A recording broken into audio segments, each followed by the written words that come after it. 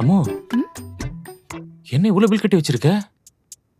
இவ்வளவுதானா? நான் கூட இன்னும் ஜாஸ்தியா வரும்னு நினைச்சேன். ஜாஸ்தியா வரும்னு நினைச்சியா? வாங்குற சம்பளத்தோட அதிகமா கட்டிருக்கோண்டி. நீ இவ்வளவு கூலா சொல்ற? இதுக்குதான் கடைக்கு போய் பால், பருப்பு, காய்கறி இதெல்லாம் வாங்கணும்னு சொல்றது.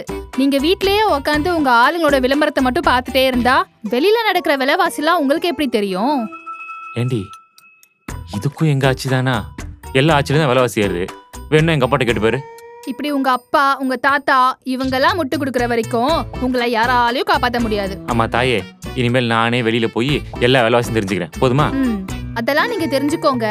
அதுக்கு முன்னாடி இத பாருங்க. நிக்காம வந்துகிட்டே இருக்கு. ஐயோ, என்னடி இவ்வளவு வந்திருக்கு? நாம பண்ற செலவுல அப்படியே பாதியாக்க எங்க ஆளுங்க போட்ட ஸ்கீம்ஸ் எல்லாம் உங்க ஆளுங்க கேன்சல் பண்ணி அந்த விலையை அப்படியே டபுள் பண்ணிட்டாங்க. அதோட விளைவு தான் இது. இரு, என்னன்னு பாக்குறேன். அப்படி வாங்க வழுக்கி போங்க. இனியும் ஏமாறாதீங்க. இது மாற்றத்துக்கான நேரம்.